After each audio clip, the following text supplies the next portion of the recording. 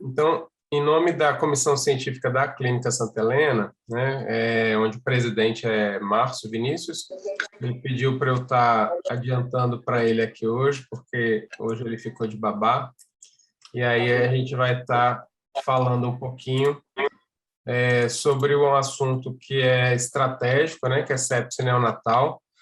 Nós estamos aí no mês da segurança do paciente, onde um dos 7 passos lá básicos, né, de segurança do paciente é exatamente gerenciar o protocolo de sepse aí. Para gerenciar, ele tem que estar bem escrito, para gerenciar, ele tem que estar bem fundamentado, para a gente poder fazer o controle por trás, né? A gente pediu, né, a gente teve aí nos últimos 2 meses um trabalho aí de esforço intenso de Patrícia, doutor Samuel, infectologista, a gente tendo reuniões toda semana aí, tentando chegar num consenso, né, porque sepse é um mundo de coisa, e a gente tentando chegar num consenso para a clínica, que a Patrícia vai estar apresentando, né, para a gente agora à noite. E a Patrícia, para quem não conhece, ela é coordenadora da unidade neonatal, né, da UTI, do todo o complexo neonatal da Clínica Santa Helena, é neonatologista. Patrícia já é formada, titulada, e é o nosso braço direito lá, esquerdo também, na unidade neonatal. Tem alguém com o microfone aberto aqui. O pessoal que vai entrando, eu vou pedindo para estar ativando o microfone. Começou quando ontem hoje? Hoje, pela manhã cedinho. Aí estava quase. Marcos, eu não sei, eu acho que tem a opção da gente silenciar os outros convidados, não tem?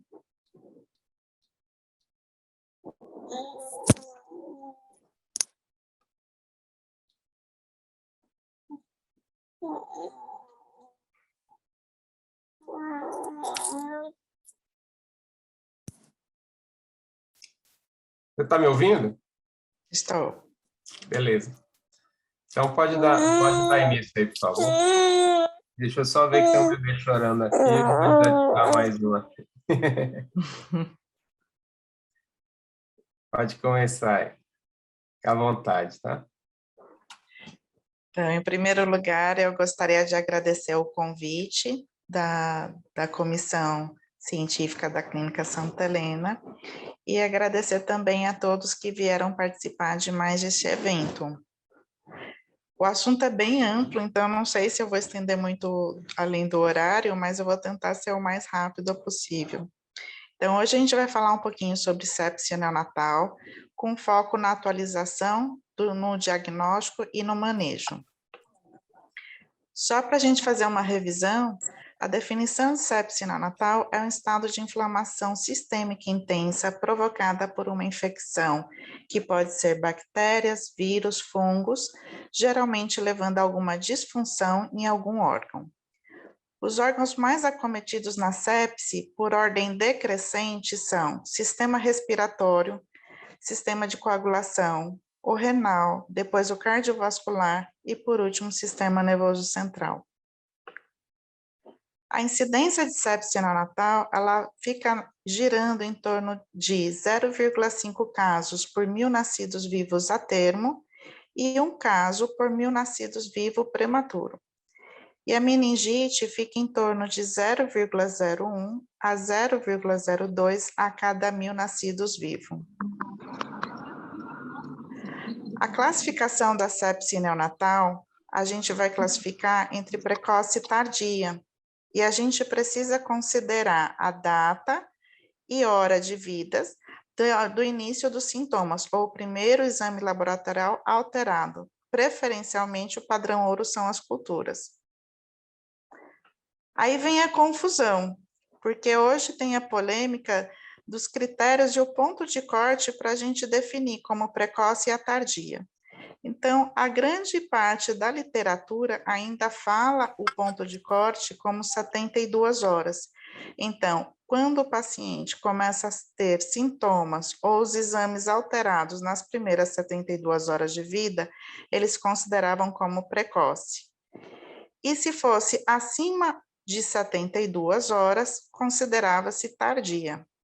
Mas, atualmente, tanto a Anvisa como o CDC, eles estão considerando como ponto de corte 48 horas de vida. Inclusive, teve uma revisão recente do CDC, que foi atualizada agora e publicada em agosto de 2021, reforçando esse ponto de corte de 48 horas.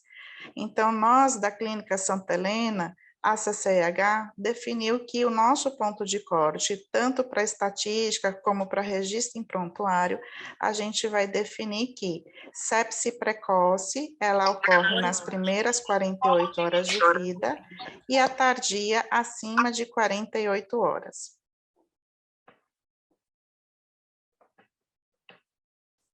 Os agentes etiológicos mais frequentes na sepse neonatal são: na sepse precoce, nós temos a Escherichia coli e o Streptococcus agalacti.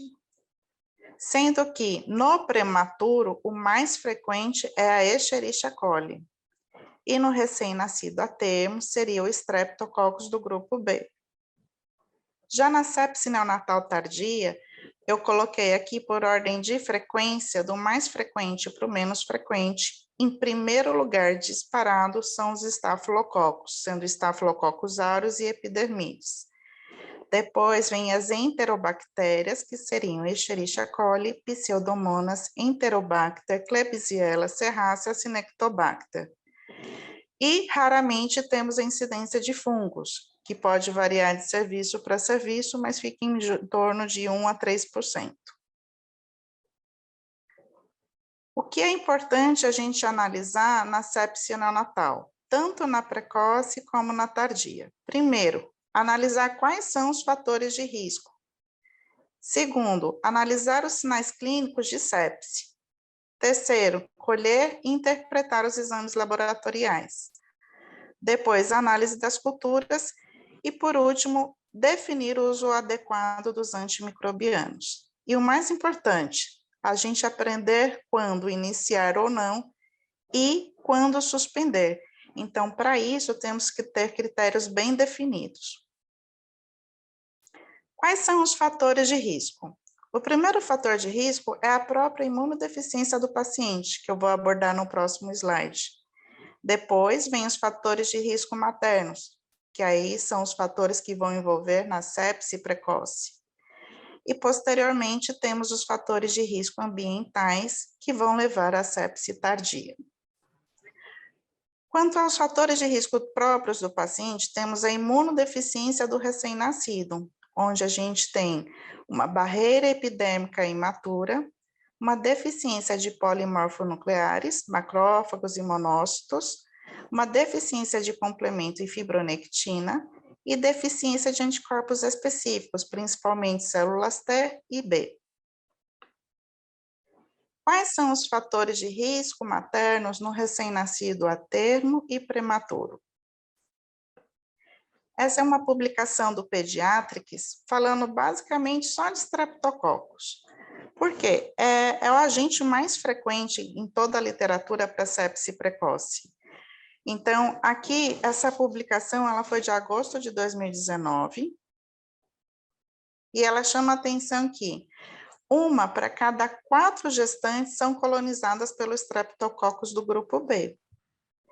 E o mais importante, depois que começou a fazer a profilaxia para Streptococcus, houve uma redução importante na sepse precoce. Então, em 1990, era descrito 1,8 casos a cada 1.000 nascidos vivos. Já em 2015, caiu para 0,23 casos para cada 1.000 nascidos vivos. E essa daqui é uma mudança na recomendação do CDC. Então, em 2019, o CDC, ele recomenda o quê? A pesquisa universal em todas as gestantes para a colonização de Streptococcus. Eu até grifei aqui, porque a nova recomendação seria entre 36 semanas a 37 semanas e meia de gestação. Então, isso daqui é uma mudança que teve em 2019. Isso para poder fazer com que a gente consiga fazer a pesquisa da colonização mais próxima do parto. E quem tem indicação de fazer um antibiótico profilático durante o trabalho de parto? Então, está indicado em todas as gestantes colonizadas pelo Streptococcus, as que possuírem culturas de urina positiva para Streptococcus do grupo B, em qualquer período da gravidez, independente se foi no primeiro ou segundo trimestre, se foi tratado ou não. Se teve filho anterior com infecção confirmada pelo Streptococcus. E quando o rastreio não é conhecido, está indicado todo o trabalho de parto prematuro, com idade gestacional abaixo de 37 semanas, se houver tempo de ruptura de membrana superior a 18 horas, ou se a gestante apresentar febre durante o trabalho de parto. Essa daqui é uma outra publicação do Pediatrics, essa é de 2018, falando sobre os fatores de risco para sepse precoce nos recém-nascidos maiores de 35 semanas. Eles consideram como fator de risco a presença de infecção intraminiótica, se há febre ou corioamnionites durante o trabalho de parto, se tem a ruptura de membranas maior que 18 horas, se a paciente é colonizada por Streptococcus e sempre avaliar se ela recebeu antibiótico intraparto adequado quando houver indicação.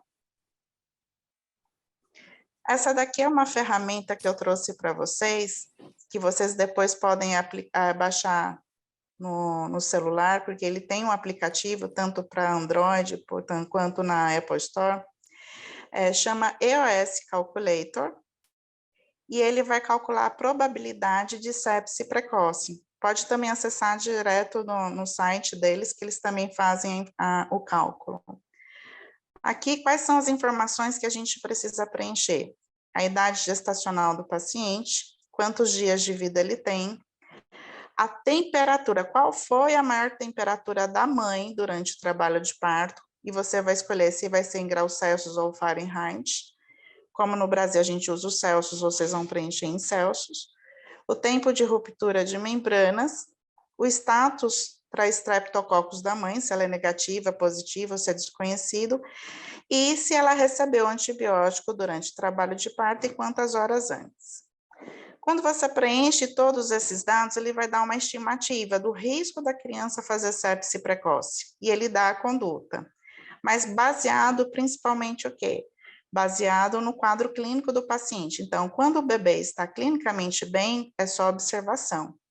Se o exame físico do bebê é indeterminado, equivocado, ou se o bebê está clinicamente doente, nessa simulação que eu fiz aqui, ele pede para entrar com antibiótico.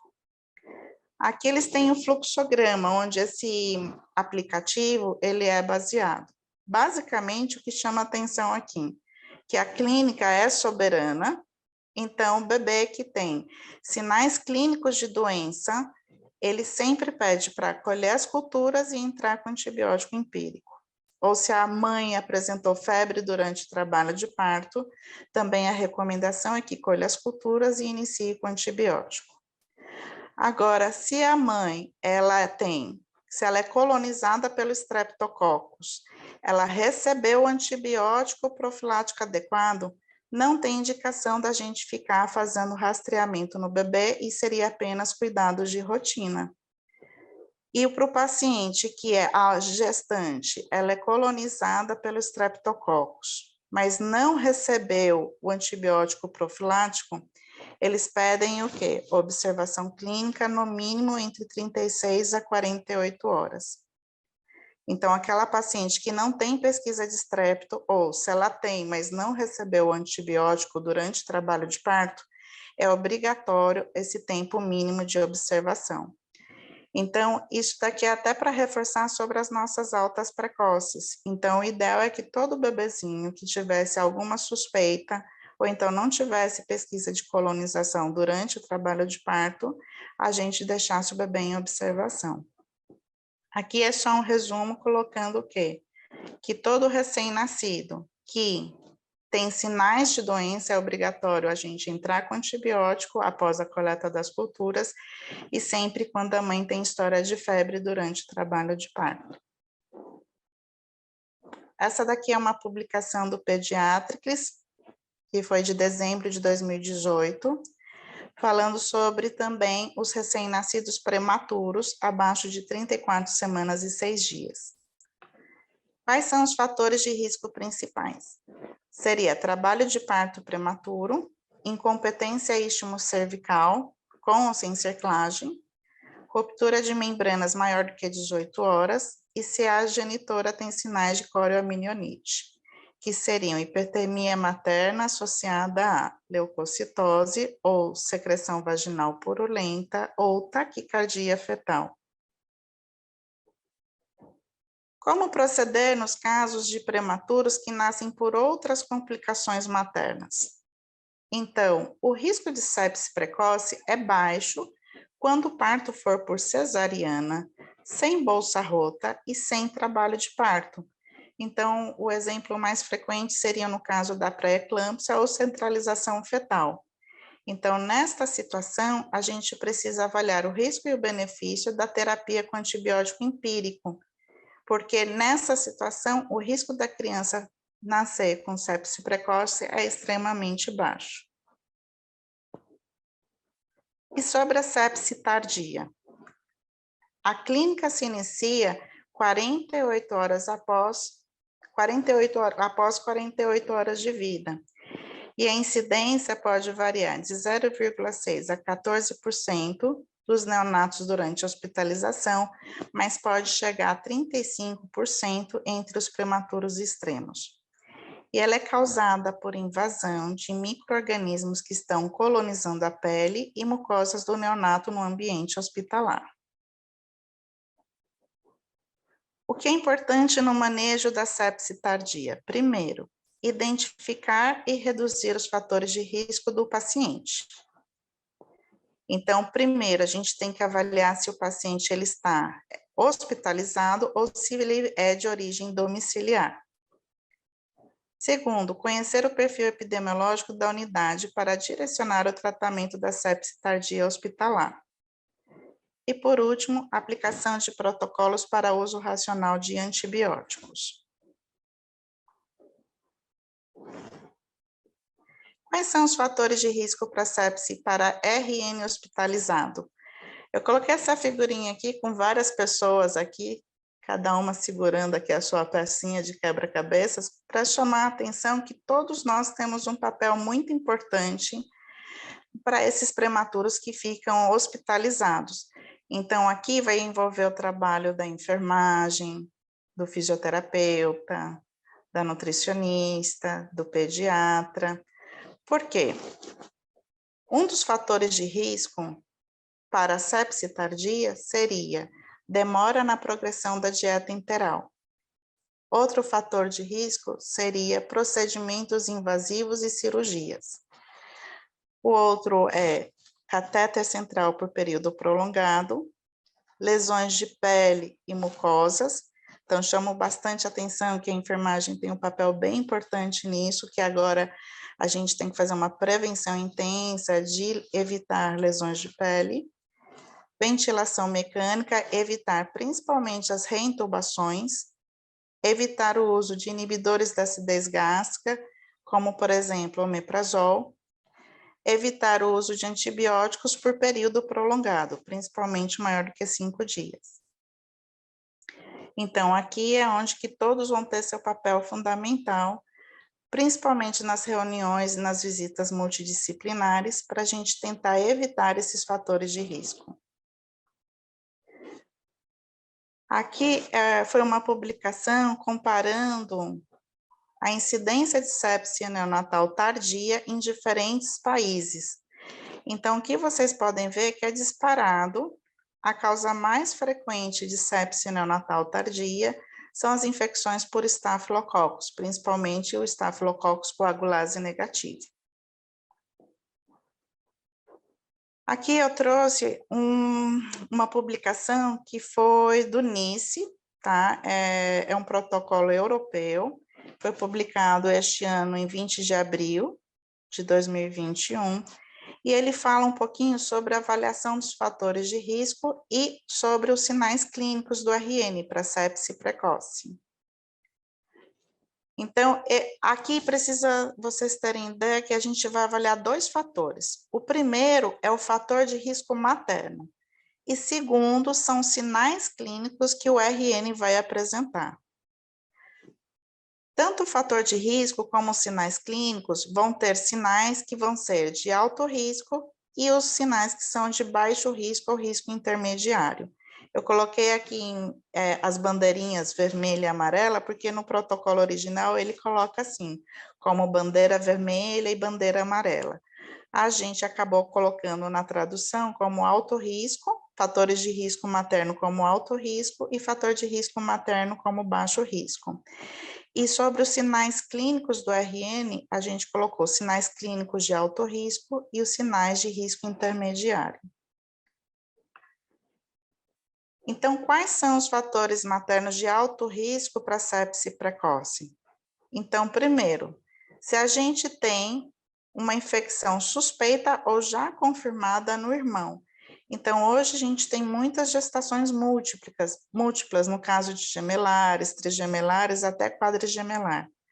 Então, se um desses RNs apresentar infecção suspeita ou confirmada, obrigatoriamente o outro neonato ele está sobre alto risco de ter infecção também.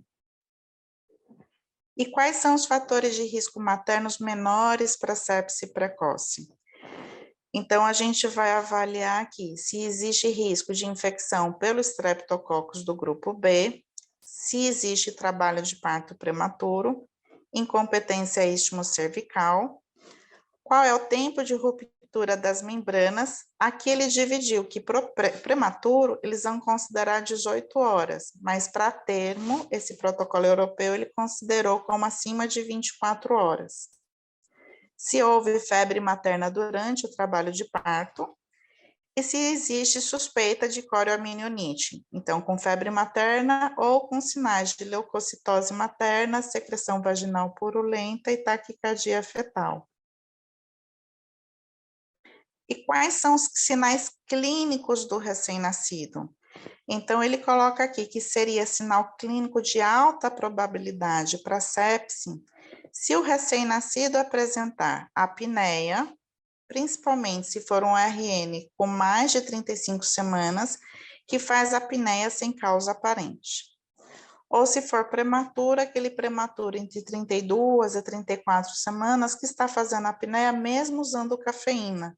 Então, não é normal um bebê prematuro tardio, que faz apneia, ou um prematuro que já está sendo tratado com cafeína, ficar fazendo apneias recorrentes. Então, a gente sempre vai considerar como um fator de risco para infecção. Se o recém-nascido apresentar crise convulsiva, também sempre lembrar que pode ser fator de risco para sepse. Todo recém-nascido que tem uma parada cardiorrespiratória com necessidade de reanimação, e aqueles bebês que necessitam ventilação mecânica logo após o nascimento. Outro sinal clínico de alta probabilidade são os bebês que nascem e já têm sinais de choque, então, ou aumento de hipotonia, rebaixamento de consciência, oligúria, sinais de má perfusão, pulsos finos, pele mosqueada, hipotensão. Então, esses são os sinais clínicos de alta probabilidade. E quais são os sinais clínicos menores, que são de probabilidade intermediária para sepse? Então, aquele bebê que tem desconforto respiratório persistente, que não melhora, quando ele apresenta aumento das necessidades de oxigênio nas primeiras horas após o nascimento, aquele bebê que tem dificuldade de alimentação, então que tem recusa alimentar, vômitos, resíduo gástrico excessivo, ou resíduo amarelo esverdeado, abdômen distendido. Qualquer bebê que apresente hipotermia ou hipertermia, que não se justifique por um berço aquecido ou por outro fator ambiental. Aquele bebê que apresenta taquicardia persistente e que não está usando cafeína, ou bradicardia persistente, que não esteja usando opioide ou sedativo. Então, esses são sinais indiretos que você vai levantar a suspeita para infecção. E quais são outros sinais? Então, seriam esses já em relação a alguns exames. Então, por exemplo, o bebê que tem glicemias alteradas, fazendo hipo ou hiperglicemia de repetição. Quando ela tem uma gasometria com acidose metabólica, principalmente com Base-XS menor do que 10. Quando tem um ecocardiograma com sinais de hipertensão pulmonar. Quando apresenta icterícia muito precoce, com menos de 24 horas de vida. Bebês que apresentam sinais de encefalopatia, com hipotonia ou reflexos alterados. E quando ele apresenta alteração do sistema de coagulação. Então, ele já tem petequia, púrpura, ou então sangramento inexplicado e trombocitopenia. Aí a gente colocou aqui numa tabelinha em relação a esses sinais clínicos de alto risco e de baixo risco, para a gente fazer uma análise da conduta que teria que ser feita. Basicamente, quando o paciente, em resumo, se ele tem um sinal de alto risco ou um fator de risco materno de alto risco, já é obrigatório que a gente colha os exames e inicie o antibiótico.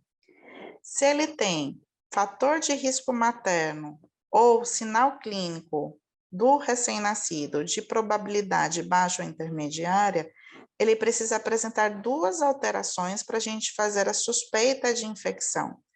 Então, se tiver 2 alterações, que seriam 2 bandeiras amarelas, que é o que está no artigo original, a gente poderia já coletar os exames e iniciar com antibiótico.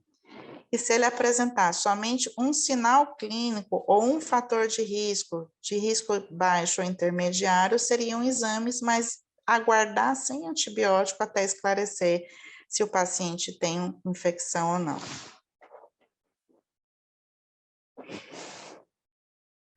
Aqui é só para repetir, eu já apresentei no outro slide quais são os fatores de risco para infecção para prematuros abaixo de 34 semanas. E aqui seria a conduta nesse prematuro abaixo de 34 semanas, baseados nos fatores de risco. Quando se trata de prematuro, abaixo de 34 semanas, nós temos que ser um pouquinho mais cautelosos. Então, se ele tiver pelo menos um fator de risco materno, como fator de risco para infecção, a gente inicia com antibiótico após a coleta das culturas. Ou se o bebê apresentar qualquer sinal clínico que sugira também infecção, a gente vai fazer a mesma conduta. Exames seriados para sepse e iniciar com antibiótico. Agora, o recém-nascido assintomático e que não tem fator de risco materno e que tem todos os exames laboratoriais normais, esse a gente vai manter sem antibiótico e fazer os exames seriados. Lembrando que infecção urinária materna tratada não é fator de risco. Então, é muito comum a gente ver o relato, a genitora teve infecção urinária há 15 dias atrás, há 10 dias atrás. Muitas vezes o neonatologista fica com receio e acaba querendo fazer exames de laboratório no bebê. Mas eu quero só reforçar aqui, se a infecção já foi tratada, isso já não é mais considerado fator de risco. A gente só tem que valorizar se a infecção for atual e se ela desencadeou o trabalho de parto prematuro, ou se a infecção não foi tratada nas últimas 72 horas. Então, essa recomendação é para evitar uma coleta de exame desnecessária no berçário. Quais são os biomarcadores para sepse neonatal? Agora a gente vai abordar um pouquinho da parte dos exames de laboratório.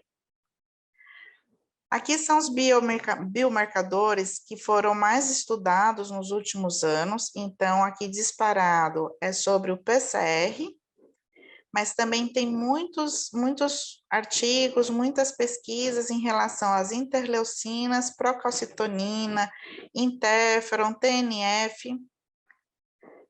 Aqui não é para vocês lerem, é só para vocês verem a quantidade de trabalhos, é uma lista imensa de trabalhos publicados, mas eu queria só chamar a atenção sobre os pontos de corte, porque cada trabalho fez uma pesquisa diferente, ou comparando um PCR com a interleucina, ou então o PCR com a procalcitonina, e assim, a gente vê o quê? Que cada trabalho considerou pontos de corte diferentes, então existe realmente várias divergências nas publicações sobre quanto seria o ponto de corte ideal. Esse gráfico aqui eu acho ele bem interessante, que faz a gente entender um pouco mais de como funcionam esses marcadores inflamatórios depois do nascimento do recém-nascido. Então, aqui a gente vê que tem a interleucina 10, desculpa. Opa, foi para frente. Temos a interleucina 10 e a interleucina 6. Existem muitas pesquisas em relação aos dois, são excelentes marcadores inflamatórios, porém, eles não são aplicados no dia a dia, porque eles fazem o pico com 2 horas de vida, e por volta de 3, 4 horas já está em queda. Então, o tempo para fazer a coleta é um tempo muito curto, correndo o risco de você já fazer a coleta do exame já no período que ele já está em decrescente. Então, para a prática clínica, como o período da coleta ele é extremamente curto e corre muito risco de você diminuir a sensibilidade, ele não é aplicado na prática clínica. Ele tem a vantagem, a interleucina, de ter um pico muito precoce, mas também a queda também é precoce. Então, isso dificulta para alguns centros o diagnóstico, a coleta dos exames. Já o PCR, eu gosto aqui de mostrar, ele já é o contrário. De todos os marcadores estudados, ele é o que tem uma elevação mais tardia. Então, o PCR, que é esse que está em laranja, ele começa a elevar por volta de 6 a 8 horas e vai fazer o pico com 48 horas de vida. Qual é o grande problema do PCR? Como ele começa a elevar tardiamente, a gente atrasa muito o diagnóstico e se a gente for basear por ele, a gente acaba perdendo o tratamento precoce com antibiótico nos casos que tem suspeita de sepse. Então, o PCR ele tem esse problema de subir tardiamente. Agora, a procalcitonina, que é esse que está em vermelho, chamando a atenção, ele começa a levar após 2 horas de vida, mas ele vai fazer um pico por volta de 12 horas de vida.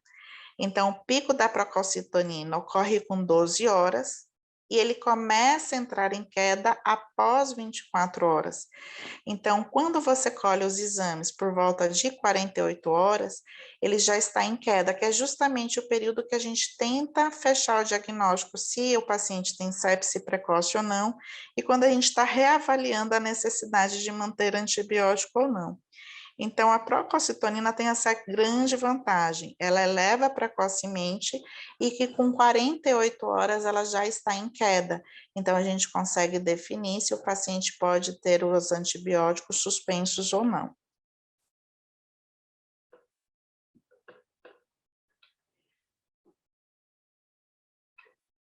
Então, vamos falar um pouquinho do PCR.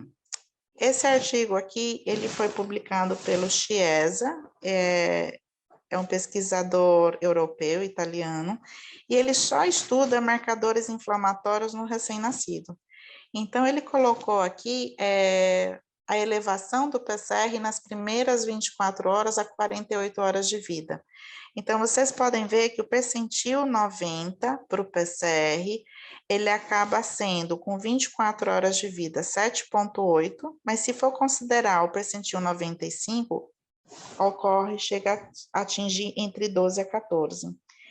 E já com 48 horas de vida, o PCR tem uma queda, fica em torno de 8, e o percentil 95 a 9,7. Então, quando a gente vai ver a maioria das publicações e até a recomendação da OMS, é que o ponto de corte para o PCR seria em torno de 10, mas considerando o paciente que já tem mais de 48 horas de vida. Então, isso daqui é só para a gente relembrar que existe uma pequena elevação do PCR e que ela começa a entrar em queda depois de 48 horas. Nos recém-nascidos a termo, que nascem por trabalho de parto, que nascem de parto normal, a gente tem que lembrar que o PCR pode ser até superior a estes valores e o bebê não ter infecção.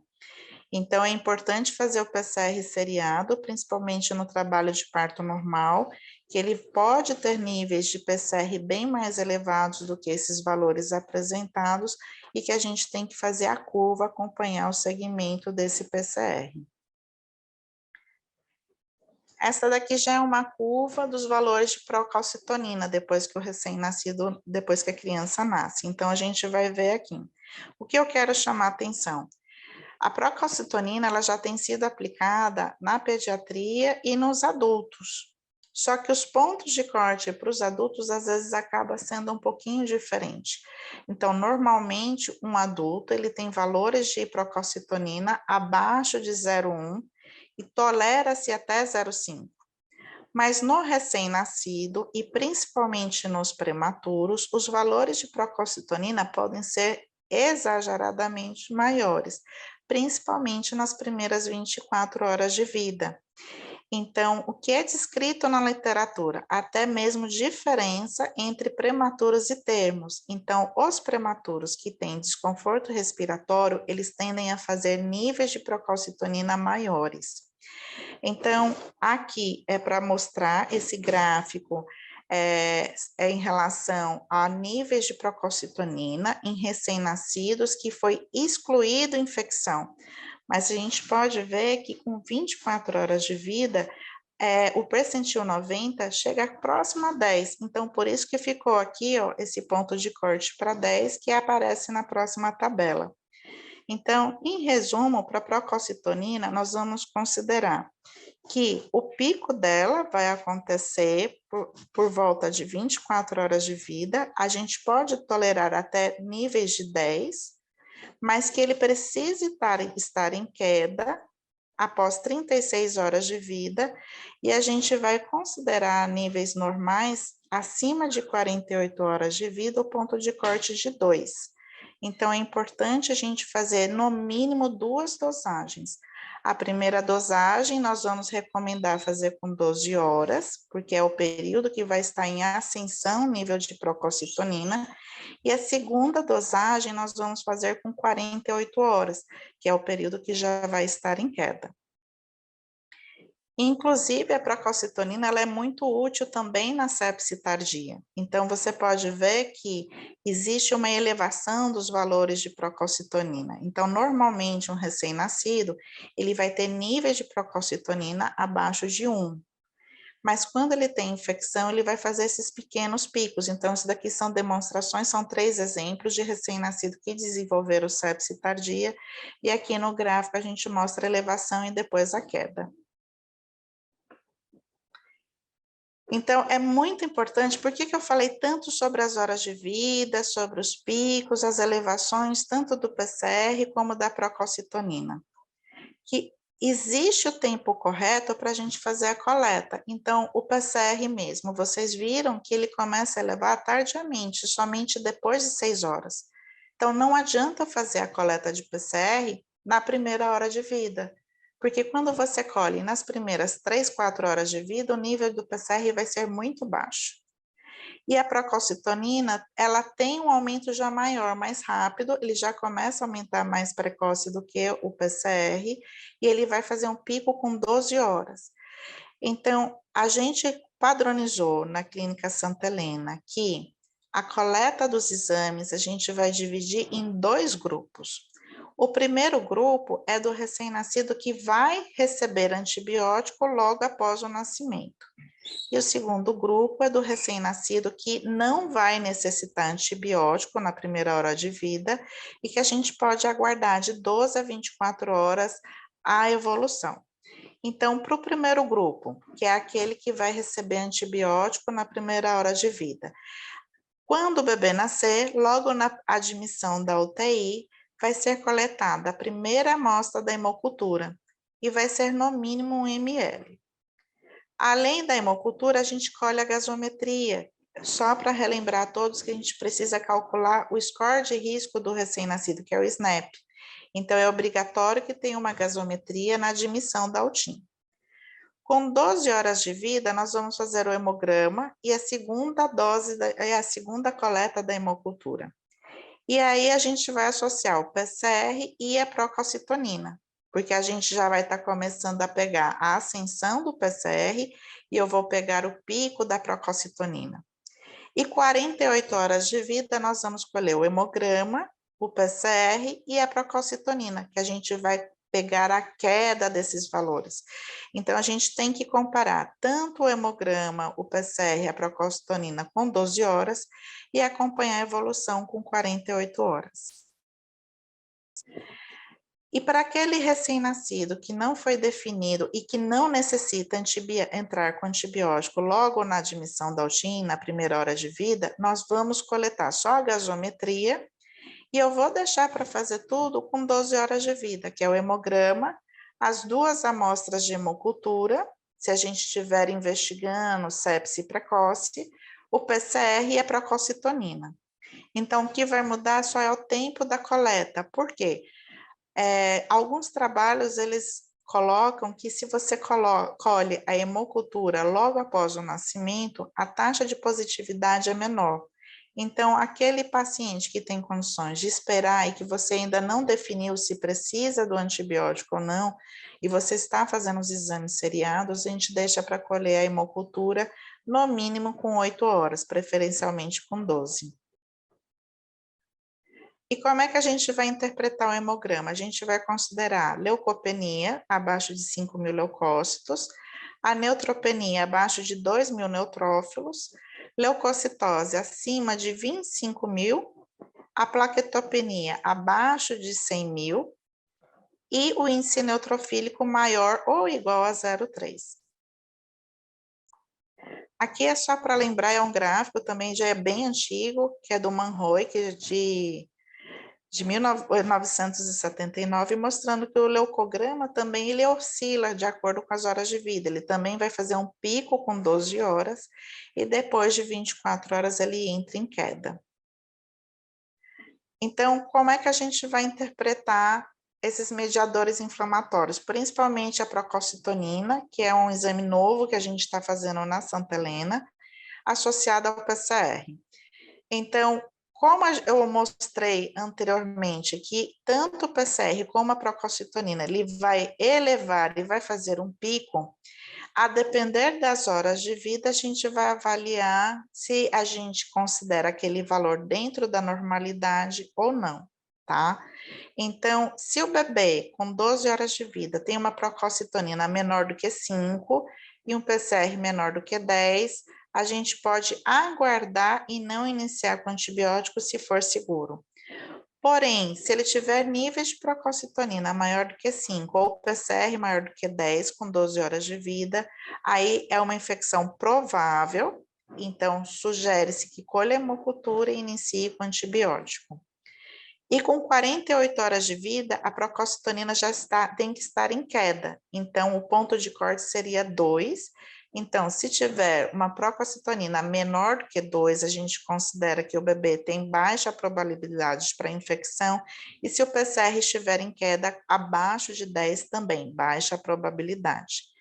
Então, o ponto de corte para a procalcitonina e para o PCR, na maioria dos trabalhos, eles colocam como procalcitonina o ponto de corte 2 e o PCR o ponto de corte para 10.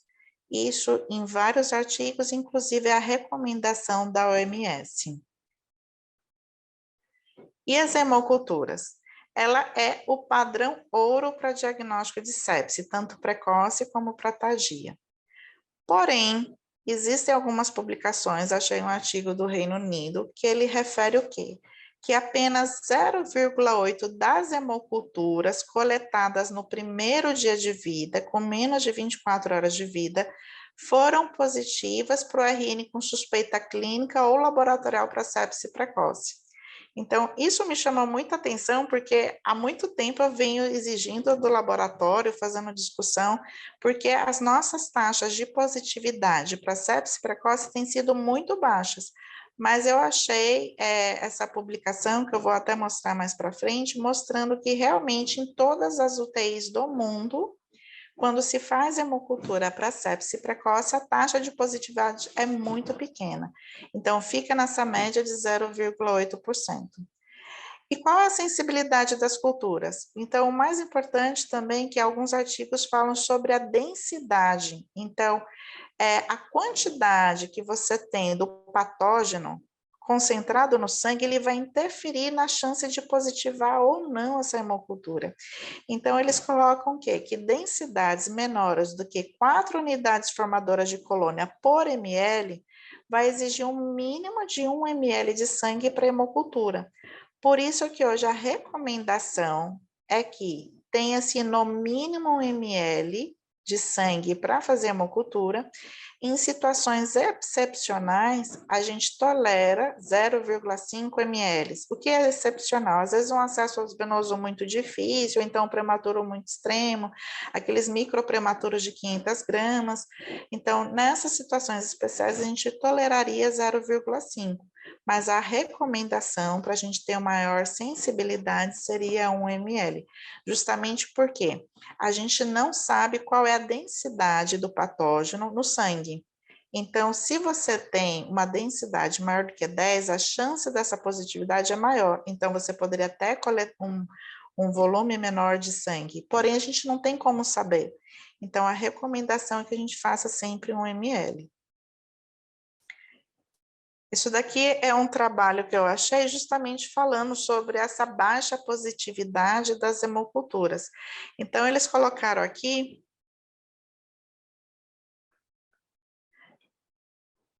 É que eu estou no touch, aí passo o dedo, passa rápido o slide, desculpem. Esse trabalho, ele coloca o quê? Ele comparou várias publicações em relação à sepse precoce, tá?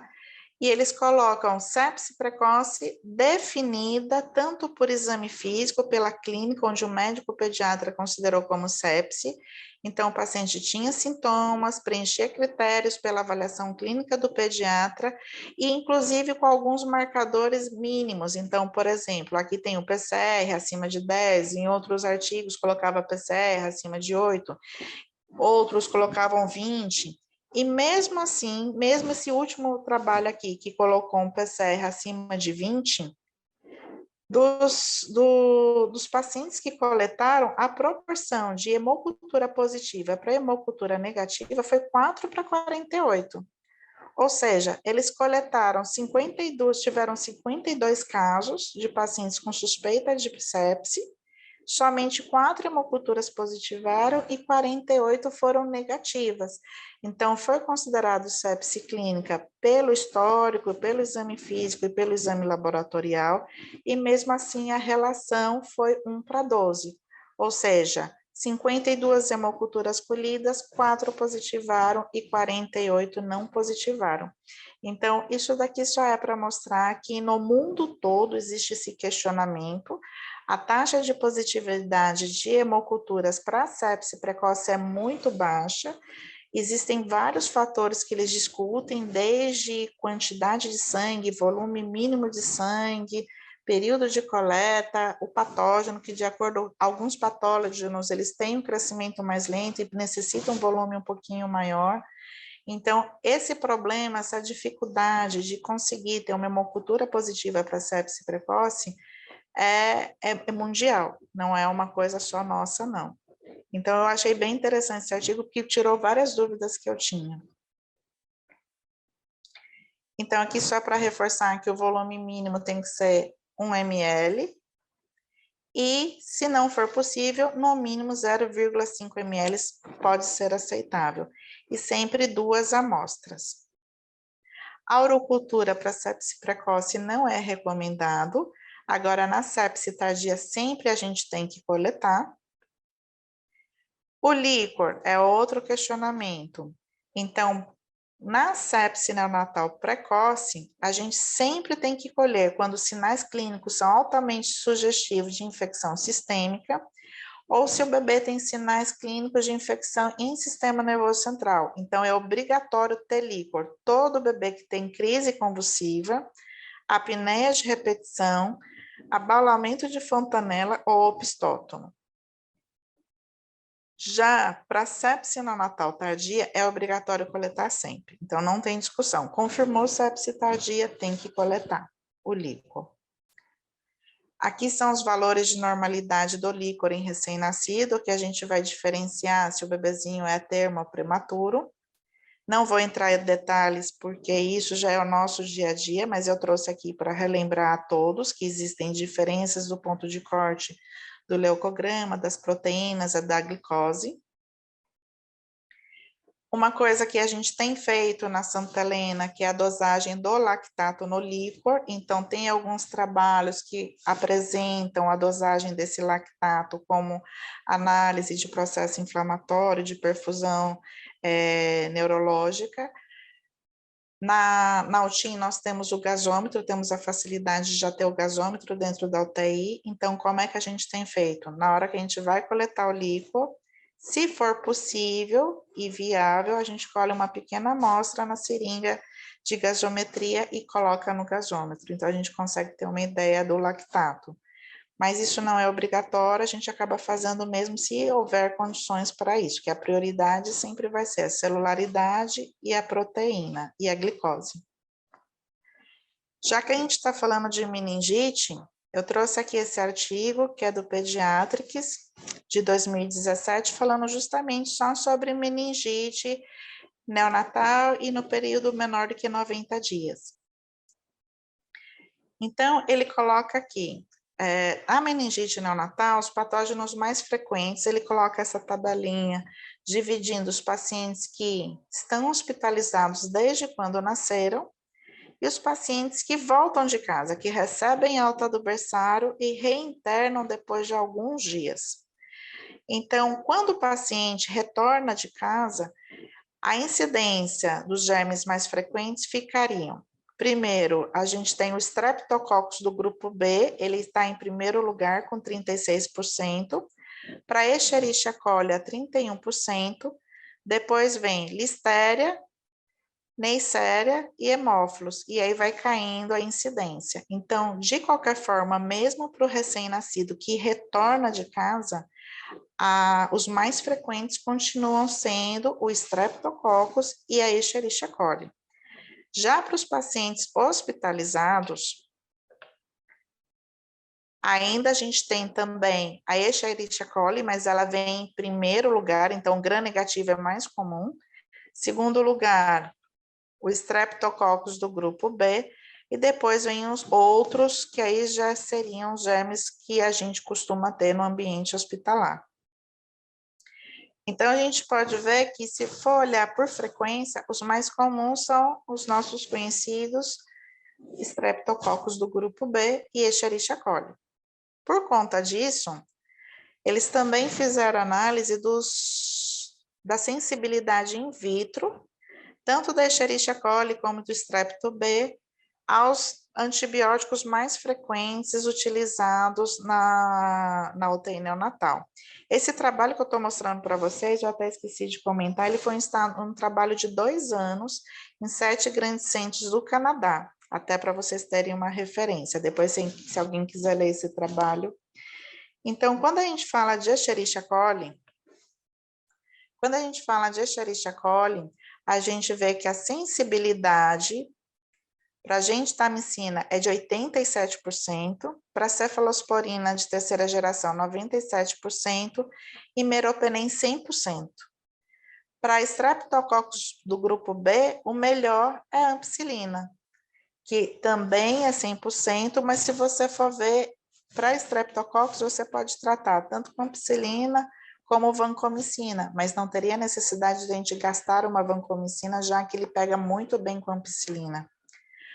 Os demais gram-negativos, a gente vê que também tem uma sensibilidade boa à gentamicina, só que quando não é Escherichia coli, para cefalosporina de terceira geração, você já cai a sensibilidade para 75%. Então, para os outros gram-negativos, além da Escherichia coli, a gentamicina tem uma cobertura melhor do que a cefalosporina. E para a Listeria é o mesmo perfil do Streptococcus. O padrão ouro para a Listeria é a ampicilina.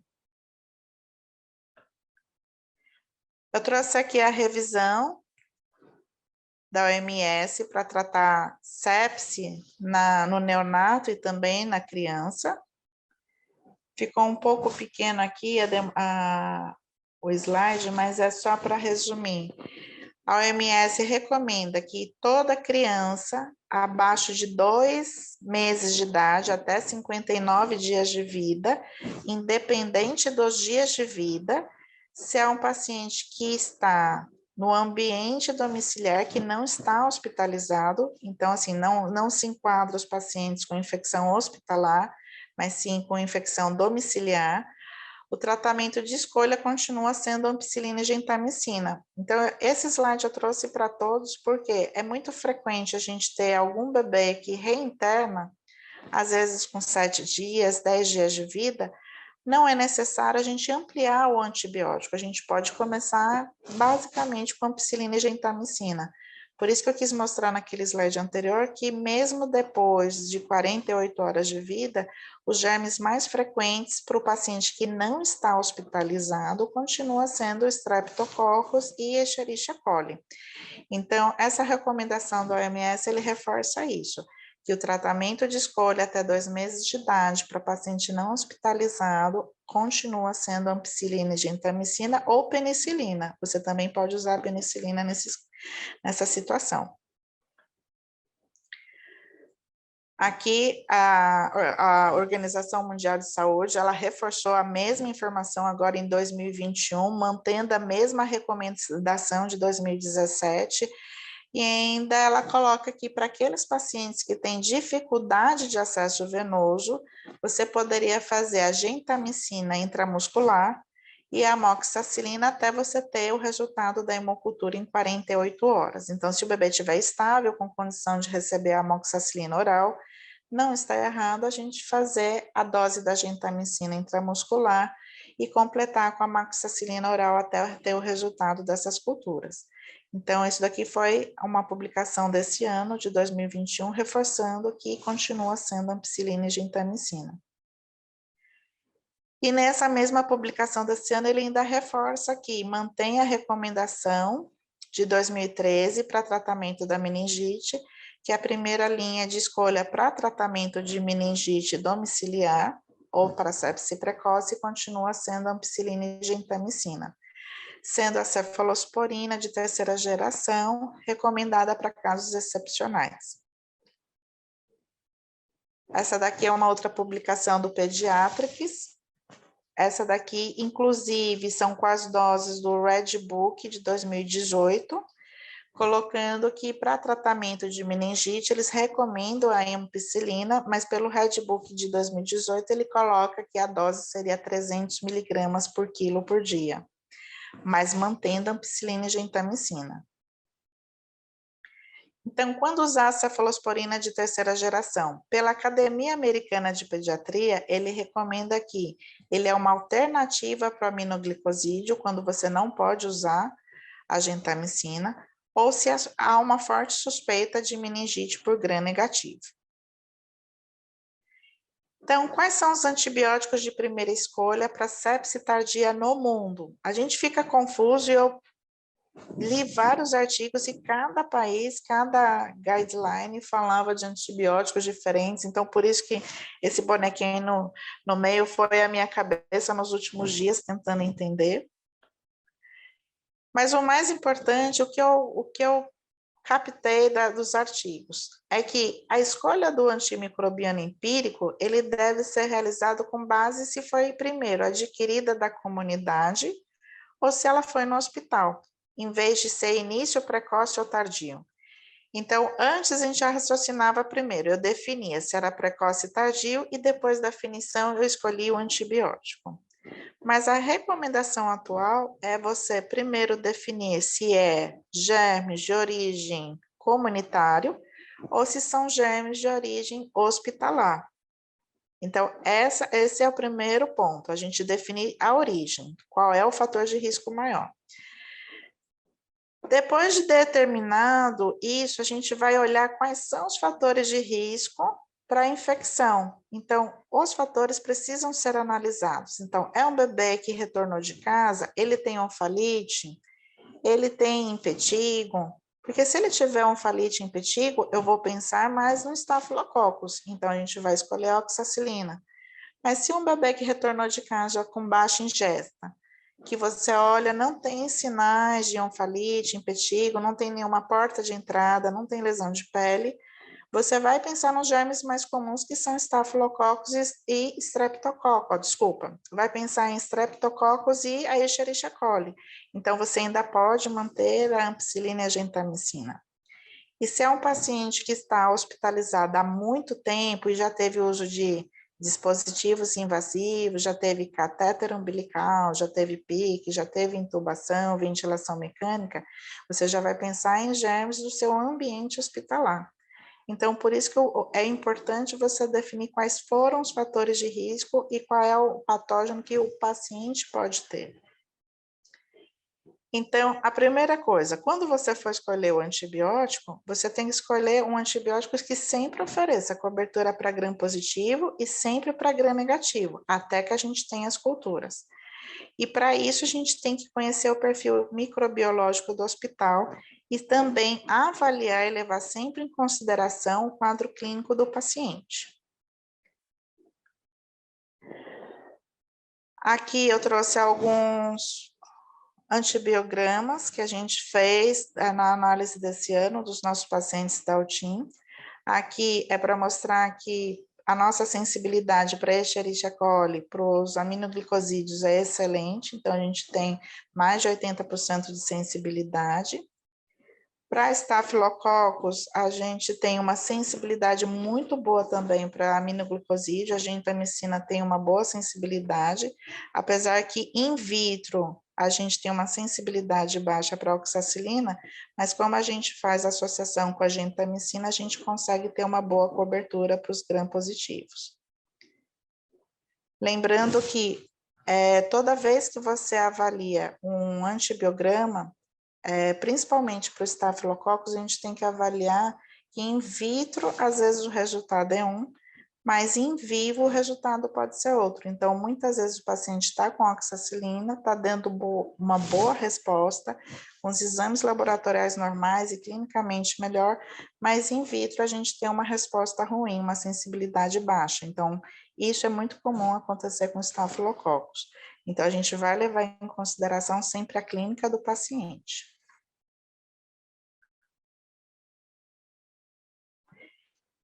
Em resumo, os antibióticos de primeira escolha na sepse tardia. Qual é o tratamento empírico? Então, se os pacientes não estão hospitalizados e não têm fator de risco para infecção por Staphylococcus aureus ou infecção hospitalar, a gente vai utilizar ampicilina e gentamicina. E se o paciente está hospitalizado há mais de 48 horas ou tem fatores de risco para infecção por Staphylo aureus, a gente vai considerar a oxacilina e gentamicina. Aqui são tabelas colocando sobre a terapia de acordo com o patógeno específico. Então, quando a gente tem uma cultura positiva, para Streptococcus, o padrão ouro continua sendo penicilina ou ampicilina. Para Stenotrofomonas maltophilia e a Burkholderia cepacia é o Bactrim ou levofloxacina. Para Escherichia coli, resistente à gentamicina, nós podemos usar cefotaxima, cefepime ou tazocin. E se ele não tiver acesso venoso, a gente pode utilizar uma quinolona, que é a levofloxacina ou a ciprofloxacina. Para bacilos gram-negativos resistente a multidrogas é o meropenem. Para listéria, continua sendo a ampicilina. Para Staphylo aureus suscetível à meticilina é a oxacilina. E se ela for resistente à meticilina, é a vancomicina ou a teicoplamina. E existem situações especiais. Então, se você tiver diagnóstico de enterocolite, lembrar que a gente tem que fazer cobertura para anaeróbio. Então, você pode associar ao primeiro esquema o metronidazol ou utilizar antibióticos específicos que também fazem cobertura para anaeróbio, que seria a ampicilina com sulbactam, a piperaciclina com tazobactam e o meropenem. Se o paciente tiver insuficiência renal, é importante fazer o ajuste da dose dos antibióticos de acordo com clírice de creatinina ou fazer a troca de aminoglicosídeo por astreonan ou uma cefalosporina. E se for a vancomicina, fazer a troca da vancomicina por teicoplamina. Lembrar que ainda como diagnóstico diferencial existe ainda o herpes vírus, principalmente nos pacientes que têm crise convulsiva, líquor com pleocitose e proteínas elevadas, que aí nesse caso a gente usaria o aciclovir. Para finalizar, a gente vai falar um pouquinho sobre o tempo de uso do antibiótico, que vamos utilizar os parâmetros clínicos e laboratoriais. Isso daqui a gente pegou as recomendações no NICE de 2021. A gente vai considerar suspender os antibióticos em 72 horas, que é no caso do antibiótico profilático, quando a cultura sanguínea é negativa, e a suspeita clínica inicial da infecção não era forte, e a condição clínica do bebê é reconfortante, o bebê está estável, sem indicação clínica, sem indicadores clínicos de infecção, e os níveis e as tendências da proteína C reativa e a procalcitonina são reconfortantes. Então, se eu preencher esses 4 critérios, onde cultura está negativa, a clínica do bebê é tranquila, e os níveis de proteína C e procalcitonina não sugerem infecção, nessa situação eu posso suspender o antibiótico. Agora, a gente vai considerar o tratamento de 7 dias, se os exames e a clínica do paciente sugerem sepse. E o bebê fez uma boa recuperação nas primeiras 72 horas de tratamento.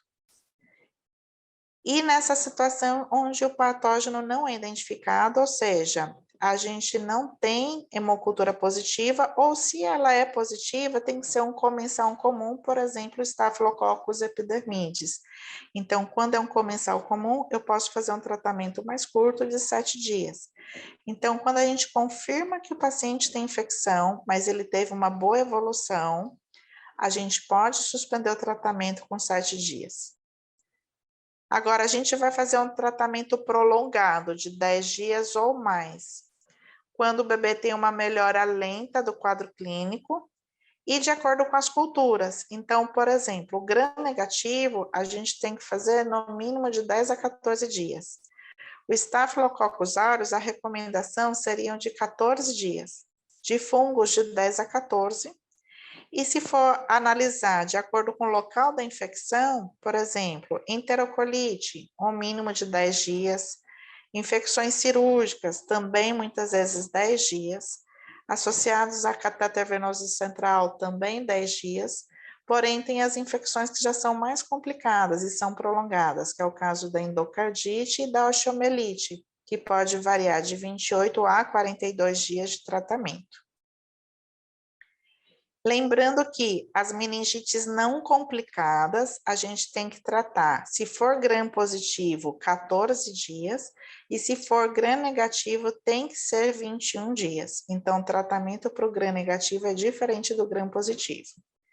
E se a cultura do líquor for negativa, mas o líquor for sugestivo de meningite, se recomenda que trate por 14 dias pelo menos. Agora, no caso das meningites complicadas, onde o paciente evolui com abscesso, ou se for um pós-operatório de meningomelocele, ou se tiver dispositivos como uma derivação ventrículo-peritoneal, a gente recomenda que o tratamento seja pelo menos de 21 dias.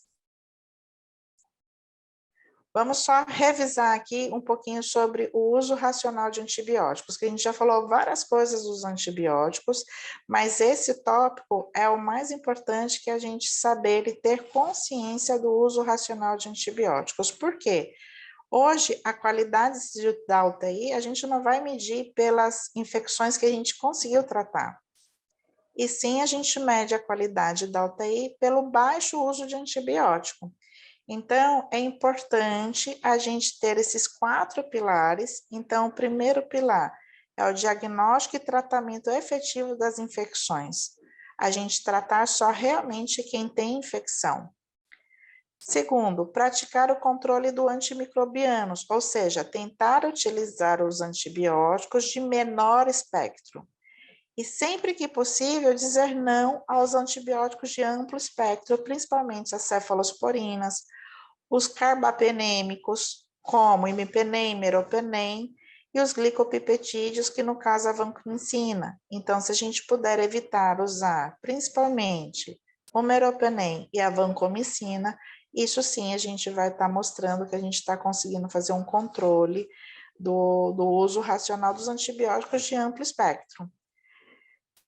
Evitar tratar a colonização, é o terceiro pilar. Então, a gente tem que tratar a infecção e não colonização.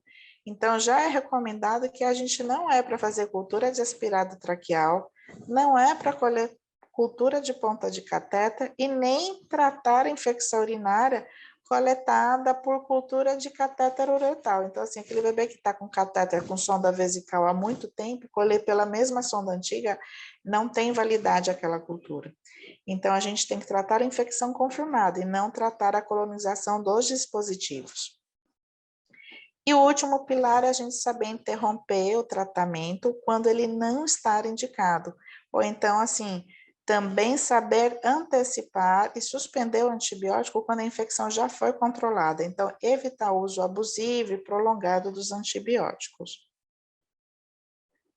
Trouxe essa imagem aqui só para lembrar que para esse controle de infecção, o uso racional dos antibióticos, é muito importante que toda a minha equipe esteja participando. Então, é importante a participação do pediatra, das enfermeiras, fisioterapeutas, nutricionistas, os técnicos de enfermagem. Por quê? Para a gente conseguir evitar a infecção e tratar da forma correta, eu preciso que todos estejam muito envolvidos nesse projeto de conscientização da sepse neonatal.